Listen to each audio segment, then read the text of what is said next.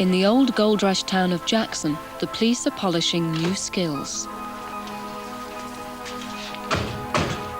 Sheriff Ken Blake's called in Judy Bell to lecture his men on psychometry. What we're going to do is you're going to come over, you're going to pick up an object, take it back to your table, do psychometry on it, write about it.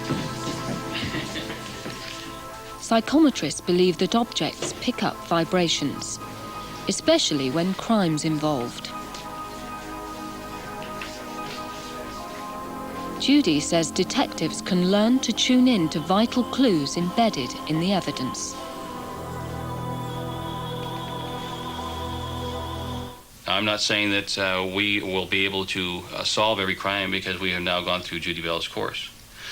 But I think that some of the techniques that we've learned will allow them to be better investigators, to be better interviewers, and I think that we'll be better police officers in the long run.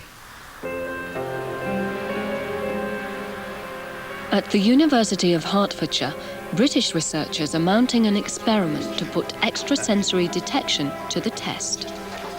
They've gathered grisly relics from a police black museum and have invited psychics to describe the crimes in which they were used.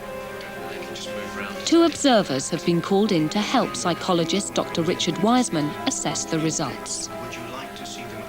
They're Donald West, retired professor of criminology at Cambridge University, and journalist Roy Stemmen of Psychic News. They'll watch from behind a 2-way mirror. The test today is looking at people who claim to be psychic. They claim to be able to handle objects that are connected with a crime and tell us psychically about that crime. And today what we're doing is comparing how well they do on the test versus a group of people that don't claim that ability. And today that's the students. Exhibit A is a shoe worn by a woman murdered in 1899. Her body lay in a secret grave for 4 years. Her killer was in the army and was hanged in 1901. Exhibit B is a bullet which killed a policeman in the 1920s. It was one of 3 fired into his head by 2 attackers. They too were hanged. A 70-year-old woman wore Exhibit C. The scarf was used to strangle her during a burglary. The killer was a milkman. First on are the psychics. Chris Robinson's technique is to dream about the objects in advance. The dreams that I had to do with item A were to do with the woman who was murdered, and I had an area around Tottenham Court Road in London. I thought she had been shot. I was expecting to see a gun. Going to the object B. Very strange, because when I've been thinking about tuning into the objects with the item B, I felt a brick wall. I felt something there which was undisclosed, or something that's been not revealed. All I got was a brick wall. Whether this is for not me to see or whether it is something still undisclosed, but something there that has not been unrevealed. And I've just heard a loud bang.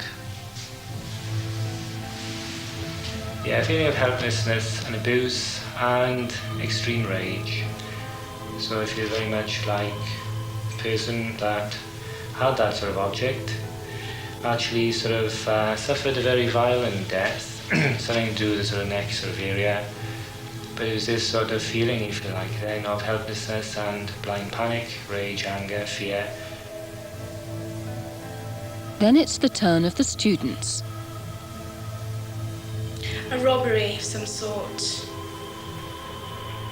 Seems worn from earth, probably being left for quite a time in undergrowth or something, in some sort of forest area. I think this is going to be worn by an old woman who's no doubt dead. That's what we can't expect in the magazine. Is it a bullet? Don't know. After the oral test, the written paper.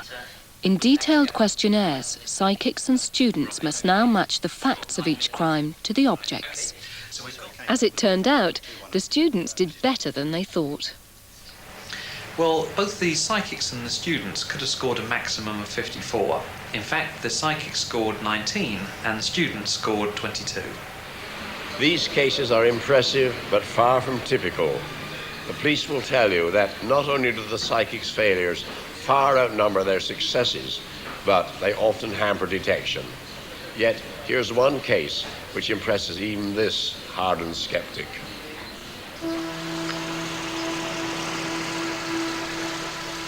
In Watseka, Illinois, Vic Carho has never forgotten Greta Alexander.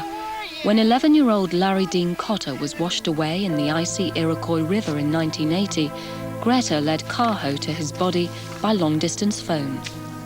The minute he said to me, I have a missing child, 11-year-old, that we think is drowned, immediately you become that person. You rise to the occasion. And so from that moment on, I was with Larry Dean. You feel what he felt. You feel like you're having such a good time and laughing.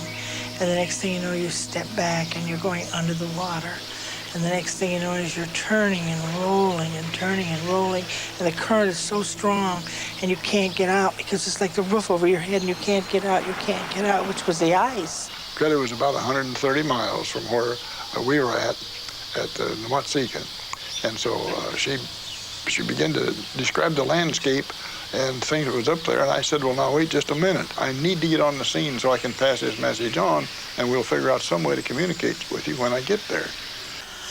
They had a mobile phone, and they were at the scene of where he had gone under the water. I then described to them the muddy bank and the fact that there was like a rail tie and the area which they were in, and they saw everything as they were at the phone. So I knew then that I was right, and once I get that feeling I'm right, then I can really go with it. And then you hear, and you hear the boats and the motors, and you hear them cutting the ice, and you hear those things just as Larry Dean would have heard. And so you see pictures, and it's like watching television, and you hear it just as though you hear it in your mind's eye. Soon after I had established communication with her, she told me to face the water. And so I did face the water. Now she said, turn to your right. And I turned to my right. She says, now walk straight ahead. Well, I said, I can't walk. I've not got a long string. She said, have someone walk for you.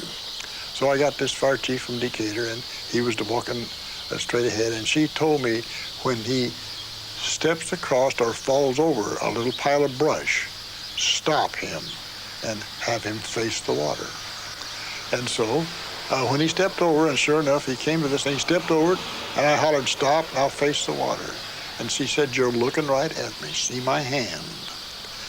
And they actually saw the boy's hand, and they saw shadows, and this is how we located him, and they called us to get the boy's body.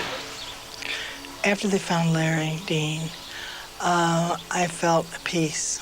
I felt that the job was well done, and that the relief of the parents of having their son being able to be brought home, the not knowing, the horrendous pain that they were going through. Not that they wouldn't suffer again from the loss, but that it had been completed.